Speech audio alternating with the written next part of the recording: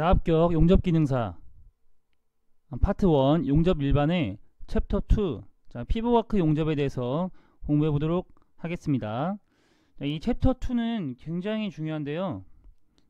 별표를 5개 쳐놓으시기 바랍니다. 5개. 그만큼 중요합니다. 이 챕터 2만 잘해놔도 그 용접 일반에 50%는 먹고 들어간다고 해도 과언이 아닙니다. 다른 챕터들도 굉장히 중요하긴 하지만 이 피부과크 용접과 비교해서 파생돼서 나오는 개념들도 굉장히 많기 때문에 다음 챕터 같은 경우 가스 용접인데 가스 용접도 이 피부과크 용접을 알아야지 비교가 가능합니다. 피부과크 용접에 비해서 여론이 낮다거나 온도가 낮다거나 이렇게 비교를 할 수 있어 가지고요. 이 피부과크 용접을 모르면 할 수가 없습니다. 그리고 이 용접 기능사는 피부과크 용접이 또 실기가 들어가기 때문에 피부과크 용접에 대한 이론을 꼭 알고 있어야겠습니다. 그래서 이 키워드가 굉장히 많습니다. 피부과크 용접기에 사용되는 우선 전원은 전기적 에너지가 쓰이는데요. 직류 아크 용접기가 사용이 되고 교류 아크 용접기, 이거에 대한 비교가 있어야겠죠. 그리고 이제 전극성인지 역극성인지, 이제 모재를 플럭스 극에 하냐 마이너스 극에 하냐에 따라서 이제 전극성과 역극성으로 이제 나눠지게 되는데요. 또 이제 아크 쏠림, 이제 비정상적으로 이제 아크가 쏠리는 현상이 나타나는데요. 이것은 직류를 사용할 때 나오는 것인데요. 아크 쏠림에 대한 방지 대책, 그리고 사용률을 구하는 공식이 있습니다. 그리고 피부과크 용접에는 용접봉을 사용하는데요. 이 용접봉의 종류, 보통 우리가 사용하는 것은 24316이라 해가지고 저수소계, 수소가 좀 함유량이 좀 적은 것을 사용을 하는데요. 이거 외에도 24301, 4303 이거에 대한 종류를 파악하는 것, 운봉법도 있습니다. 운봉법. 그리고 용접 결함, 언더컷이라든지 옹입 불량, 오베르즘, 어떤 원인에 의해서 결함이 생기는지 이런 것도 굉장히 중요한 부분이 많거든요. 그럼 천천히 알아보도록 합시다. 자, 먼저 피부과크 용접 기기입니다. 피부과크 용접 기기에는요, 직류를 쓰냐에 그리고 교류를 쓰냐에 따라서 달라지는데요. 자, 직류 아크 용접기로는 발전기형 직류 아크 용접기와 정류기형 직류 아크 용접기가 있습니다. 이렇게만 알아두시고요. 시험에는 이 교류 아크 용접기가 굉장히 잘 나옵니다. 이거는 거의 매회 나온다고 보시면 돼요. 이 네 가지는 꼭 구분을 할 줄 알아야 됩니다. 우선 교류 아크 용접기의 종류가 아닌 것은 이렇게 문제도 굉장히 잘 나오고요. 코일을 움직이면서 이제 전류를 미세 조정하는 아크 용접기, 그냥 교류 아크 용접기는 그것은 가열 코일형이 되겠고요. 그래서 가동 철심형이 뭔지, 가동 코일형이 뭔지, 탭 전환이 뭔지, 가포와 리액터형이 뭔지도 다 알고 있어야 됩니다. 자, 이 뒷장이 나오니까요. 제가 뒷장에서 설명드리도록 하겠습니다. 우선은 종류로는 이렇게 가동 철심형, 가동 코일형, 탭 전환형, 가포와 리액터형이 있다는 거 알고 있어야겠습니다. 중요합니다. 참고 부분 잠깐 보시고 넘어가시겠습니다. 자, 용접기 특성도 이것도 굉장히 중요한데요. 자, 이 용접기 특성을 사실 아시면 어렵진 않은데 보통 벼락치기를 하시는 분들은 이런 문제 많이 틀리게 돼요. 하지만 이 지금 영상을 보시고 공부하시는 분들은 꼭 용접기 특성에 대해서 공부를 이제 하셨으니까 꼭 시험장에서 맞추시기 바랍니다. 자, 수학 특성이라고 하는 것은요, 부하 전류가 증가하면 단자 전압이 저하하는 특성을 얘기합니다. 수하 특성. 그리고 정전압 특성과 상승 특성이 있는데요. 수하 특성과의 반대의 성질을 갖는 것으로 이게 전압이 변하는데 단자 전압은 거의 변하지 않는 특성이에요. 이것은 지금 어떤 변화가 생겨도 이거는 그냥 그대로 있다는 뜻이겠죠. 그러면 이건 수동 용접과 자동 용접으로 이제 비교를 할 수가 있습니다. 수학 특성 같은 경우에는 이제 움직이니까 이것은 수동 용접에 많이 사용이 되고요. 수학 특성과 정전류 특성. 정전류 특성 같은 경우에는요, 수학 특성 중에서도 그 변화가 상당히 급격한 것을 정전류 특성이라고 합니다.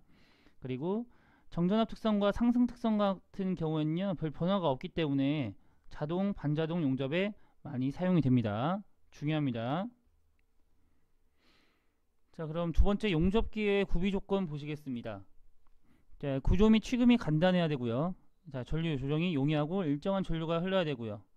아크 발생이 잘 되도록 무부하 전압이 유지돼야 되고요. 이 교류가 그 직류와 비교를 했을 때 교류가 무부하 전압이 좀 높습니다. 그래서 그 전격의 위험이 있고요. 감전의 위험이 있는 거죠.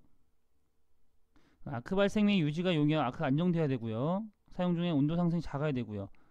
사용 유지비가 적게 들어야 되고요. 역률 효율이 좋아야 됩니다. 여기서 역률이 좋다고 해서 꼭 효율이 좋은 것은 아닙니다. 이것은 충분 조건이 아니기 때문에 이거 헷갈리지 마시기 바랍니다. 역률이 좋다고 효율이 꼭 좋지는 않습니다. 자, 읽어보시면 용접기의 구비 조건은 어렵지 않게 아실 수가 있으실 거예요.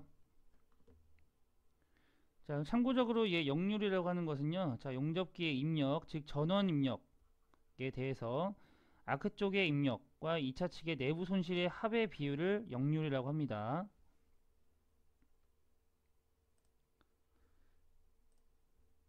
자, 이제 직류 아크 용접기입니다. 자, 직류 아크 용접기의 종류와 특성인데요. 자, 직류 아크 용접기의 종류로는 우선 발전형이 있고요. 발전형에는 이제 모터형과 엔진형이 있습니다. 그리고 발전형 외에는 이제 정류형이 있는데요. 이 발전형 같은 경우에는 자, 완전한 직류를 얻는다는 특성이 있고요.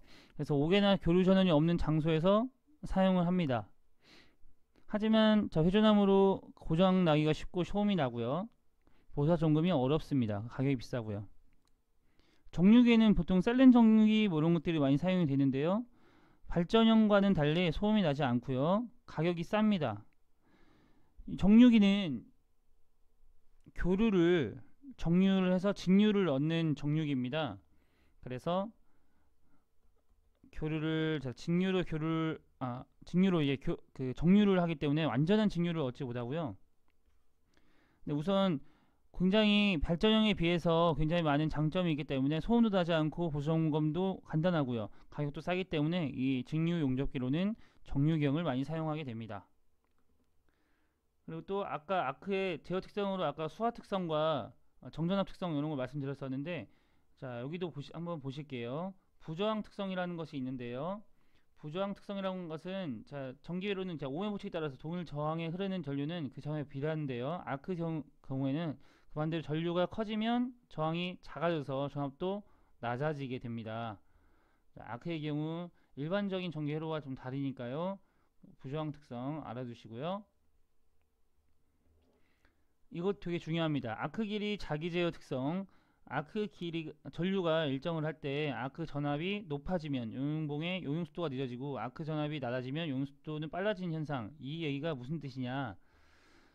이 아크 길이라고 하는 것은요, 이 피복 용접 아크 용접을 할 때 이게 용접봉입니다. 그리고 이게 모재예요. 모재. 이 지금 색깔을 조금 바꿔보겠습니다. 이 용접봉과 자, 모재의 사이, 이 사이의 길이를 여기서 아크 발생이 되기 때문에 이것을 아크 길이라고 합니다. 이렇게 아크 길이라고 하는데요. 이것은 보통 피부 아크 용접봉은 소모성입니다. 소모성. 소모성이라고 하는 것은 그 아크를 발생시킬수록 소모가 된다는 뜻이죠. 그럼 이렇게 타들어가서 없어지겠죠. 그러면 아크 길이가 길어지게 됩니다. 자연스럽게 용접을 하다 보면. 근데 일정한 아크 길이를 유지를 해야 되기 때문에 그래야 비례가 일정하게 나오니까요. 그래서 이 아크 길이를 일정하게 유지해야 되기 때문에 이것을 눌러줄 수밖에 없습니다. 눌러주면서 용접을 해야 됩니다. 그래서 지금 아크 길이 같은 경우는요, 이걸 자동적으로 자연스럽게 해주고 싶어요. 그 특성이 바로 아크 길이 자기 제어 특성입니다. 자, 아크 전류가 일정할 때 전압이 보통 높아지게 되면요. 전압이 보통 높아지게 되면 속도가 어떻게 될 거야? 어떻게 될까요? 용융 속도, 녹는 속도가 당연히 속도가 빨라지겠죠. 당연히 일반적으로 그렇습니다. 전압이 낮아지면 용접봉의 속도, 녹는 속도가 어떻게 될까요? 당연히 낮아지겠죠. 그렇기 때문에 전압이 높아지면 이제 녹는 속도가 빨라지기 때문에 이 아크 길이 자기 제어 특성에 의해서 용수도를 낮춰주고, 전압이 낮아지면 빨라지게 해가지고 아크 길이를 일정하게 유지하게 할 수 있게끔 하는 특성이 아크 길이 자기 제어 특성입니다. 이것도 아까 정전압 특성과 마찬가지로 자동 용접에서 많이 사용되겠죠. 이것도 굉장히 중요한 개념입니다. 자, 그럼 전극성과 역극성에 대해서 보시겠습니다. 자, 직류에서는 전극성과 역극성의 비교 내용이 굉장히 잘 나오는데요. 이 사실 그림만 이해하시면 됩니다. 그림. 자, 그리고 열 분배와 이 그림만 이해하시면 이 세 가지는 바로 그냥 같이 따라오는 거라 이해만 하시면 됩니다.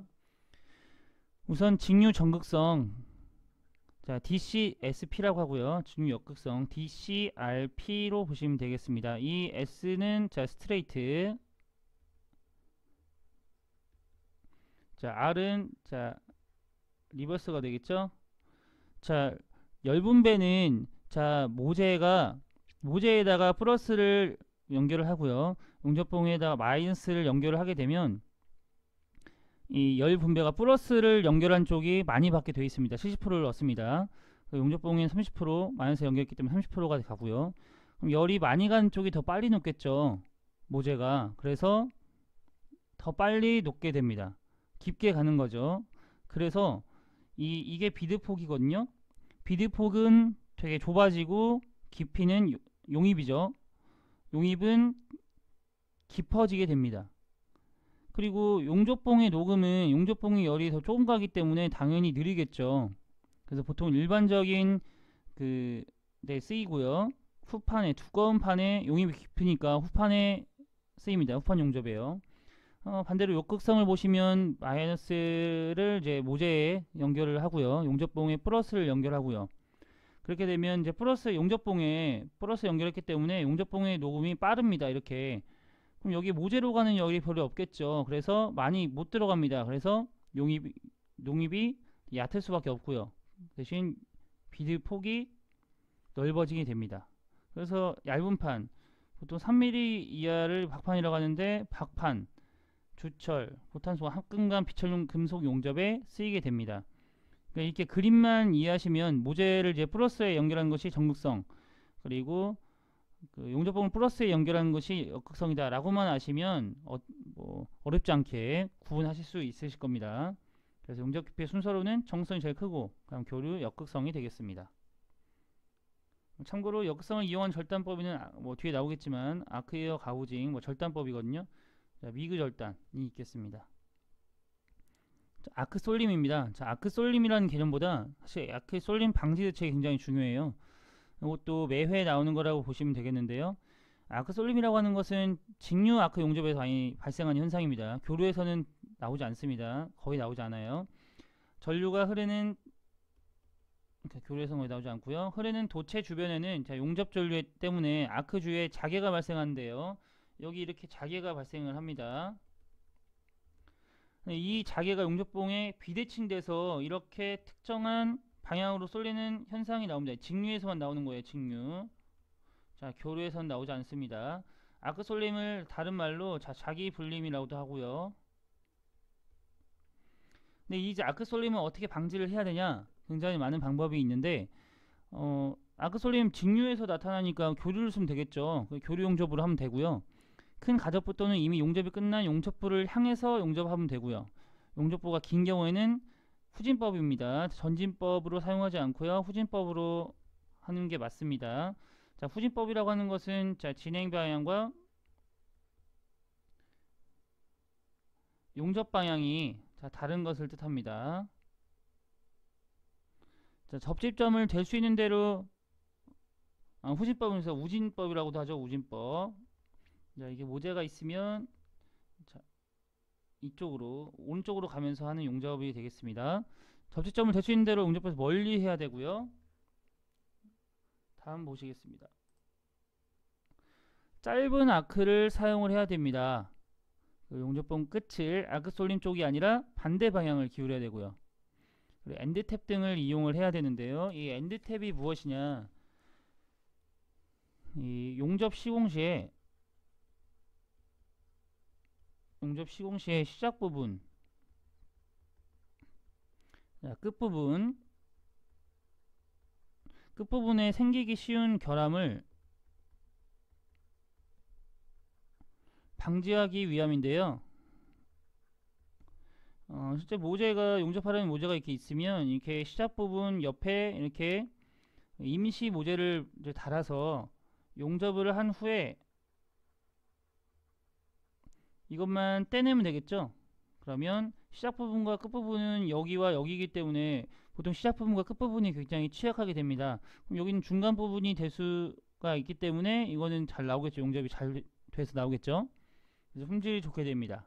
이런 것들을 임시 모재를 엔드탭이라고 하고요. 접지점 두 개를 연결할 것, 이렇게 아크솔림 방지 대책 굉장히 중요합니다. 네 번째입니다. 교류 아크 용접기인데요. 직류 아크 용접기에서는 사실 중요한 게 아크솔림밖에 없었습니다. 그 전극성, 극성 분류하는 것. 그리고 직류 아크 용접기는 그렇게 중요하지 않은데 교류 아크 용접기는 굉장히 중요합니다. 자, 사실 왜냐하면 우리가 교육용에서나 그리고 실기 시험장, 뭐 보통 교육용 시습 기자재가 있는 곳들에서 실기 시험을 보니까요. 보통 실기 시험장에서 보는 것이 다 교류 아크 용접기입니다. 그 이유는 자, 직류 아크 용접기와 교류 아크 용접기 비교할 때 정확하게 상세하게도 설명드리도록 하고요. 우선 교류 아크 용접기부터 보시겠습니다. 자, 첫 번째는 가동 철심형이 있습니다. 자, 그림을 먼저 보시면 가동이라는 것은 움직일 수 있다는 뜻인데요. 철심을 움직여서 전류를 조정하는 것입니다. 철심을 움직여서 누설 자속 가감을 해서 전류를 조정하는 것. 자, 여기 그림을 보시면 자, 이렇게 철심을 이동시키는 겁니다. 이동.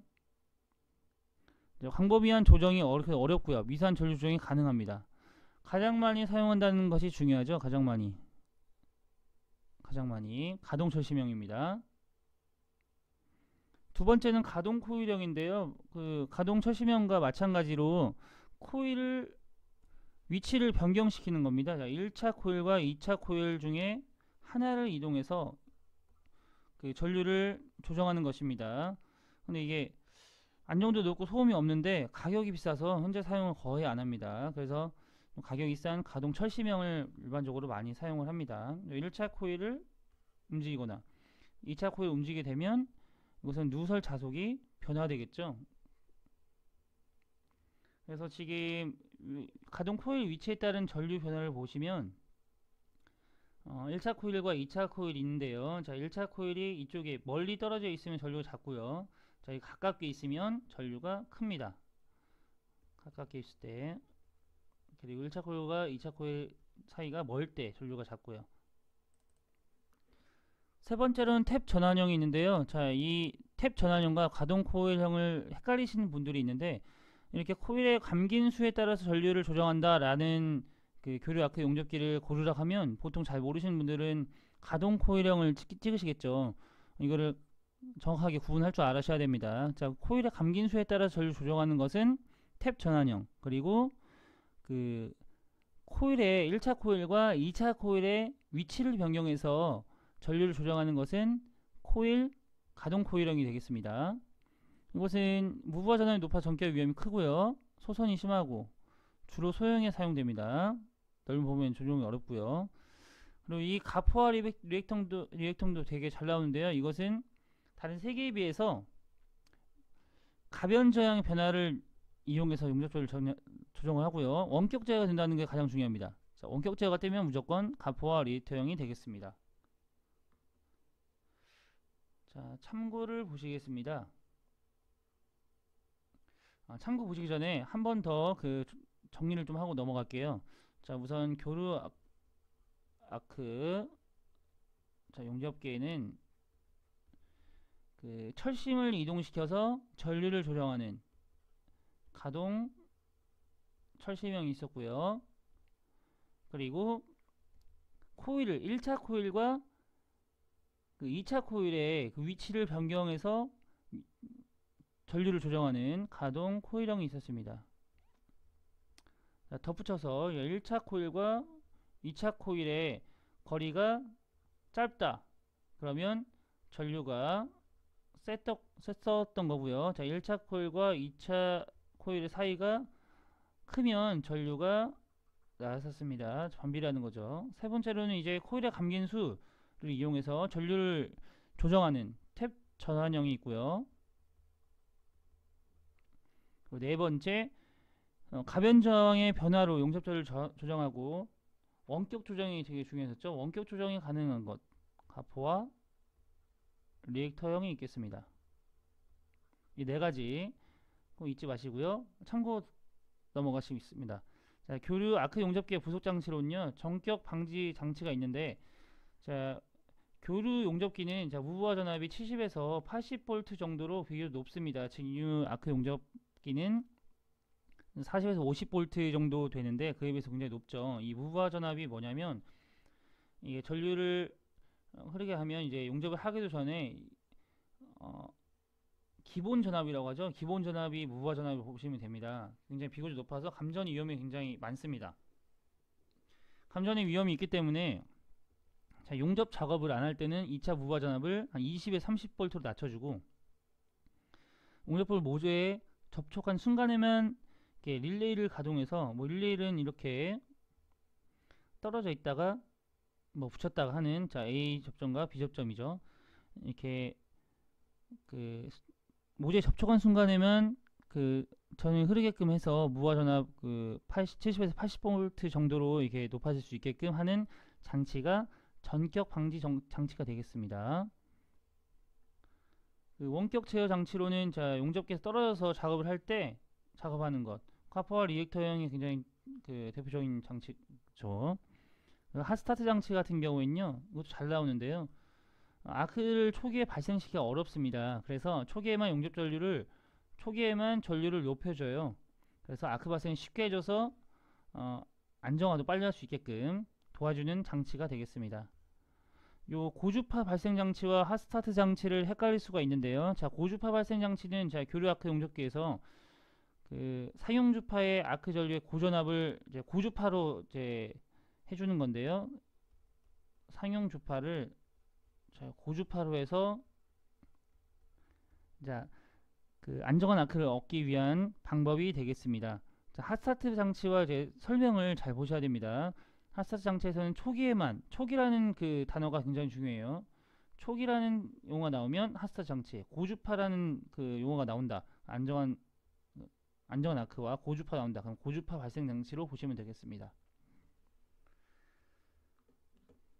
자, 교류 용접기의 자, 규격을 보시겠습니다. 자, 교류 용접기의 규격을 보시면 우선은 자 이게 AW라 나와 있는데 AW는 자 교류 용접기 아크 용접기를 뜻해요. AW. 그리고 AW 500이면 이 500이 뜻하는 것이 무엇이냐? 이것은 전격 2차 전류를 뜻합니다. 500. AW 500이라고 하는 것은 전격 2차 전류가 500이라는 뜻이고 AW 400이라는 것은 400이라는 뜻입니다. 여기서 나오는 것은 이제 전격 부하 전압이 많이 나오는데요. 자, 200, 300은 이제 30, 35고요. 400부터는 40입니다. 40V. 보통 500, AW 500에 대한 문제가 자주 출제됐었습니다.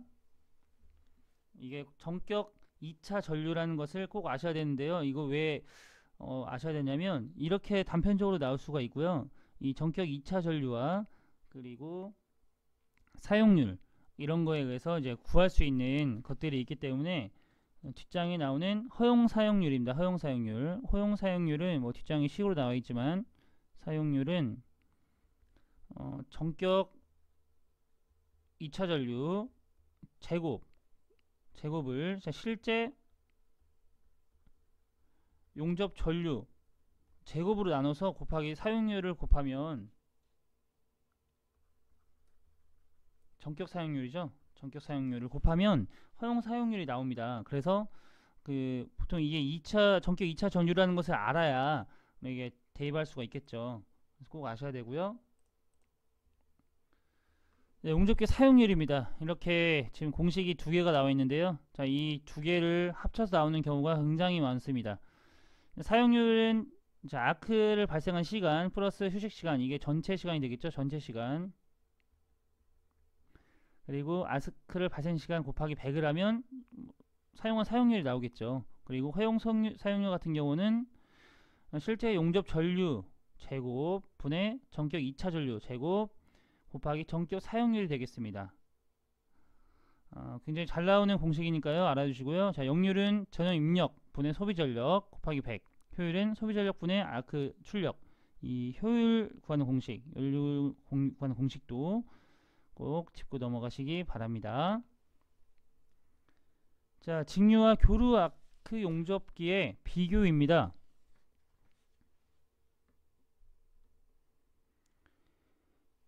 자, 직류 아크 용접기와 교류 아크 용접기를 비교를 쉽게 하시는 방법을 제가 말씀드리도록 하겠습니다. 자, 제가 아까도 말씀드렸다시피 교육용과 교육기관에서 많이 사용되는 것은 교류 아크 용접기입니다. 그러면 보통 우리가 교육기관에서 어떤 이유로 교류 아크 용접기를 사용할까요? 우리 교류 아크 용접기는 무부하 전압이 직류 아크 용접기에 비해서 높습니다. 이제 우리가 감전 위험도 있지만 다른 이유가 있기 때문에 교육기관에서 많이 쓰이는 거겠죠. 이런 것들은 무부하 전압이 높아서 감전의 위험이 있는 것들은 우리가 전격 방지기죠. 전격 방지. 우리가 모재 접촉되지 않았을 때는 평소에는 20에서 30V로 유지시켜주는 그런 장치였죠. 그런 걸 사용하면 되고요. 우리가 교육기관에서 교류 아크 용접기를 사용하는 이유는 유지가 우선 쉽고요. 간단하고 쌉니다. 구조가 간단하고 가격이 쌉니다. 그리고 고장이 적고요. 소음이 잘 나지 않습니다. 그럼 교류 아크가 다 좋냐? 그건 아니겠죠. 자, 이런 이유들 때문에 교육기관이 많이 쓰고 우리가 실제 시험 기관에서도 실기 시험장에서도 많이 교류 아크 용접기를 사용하는데 실제 현장에서는 이 직류 아크 용접기를 많이 사용합니다. 그 이유가 무엇이냐? 이 구조 및 가격이 복잡하고 비싸도 우선 아크 안정성이 굉장히 우수하고요. 그리고 무부하 전압 낮고요. 전격 위험도 그래서 적습니다. 우선 이게 아크 안정성이 우수하기 때문에 이 우수한 것을 요구하는 그런 현장에서는 이 직류 아크 용접기를 사용하게 됩니다. 가장 중요한 걸 빼먹었네요. 또 중요한 거. 자기 쏠림은 이 직류 아크 용접기에서만 나온다는 거, 발생된다는 거. 그래서 자기 쏠림 방지는 직류 아크 용접기에서는 불가능하고요. 교류 아크 용접기에서는 아크 쏠림 발생을 거의 안 하니까 가능하겠죠, 방지가. 요거까지 알아주시면 되겠습니다. 지금 이 챕터 2 피부 아크 용접 부분에서 지금 피부 아크 용접 기기가 내용이 굉장히 중요한 부분이 많이 나와서 시간을 많이 할애했기 때문에 여기까지 하고 조금 쉬었다가 피부 아크 용접용 설비로 넘어가도록 하겠습니다.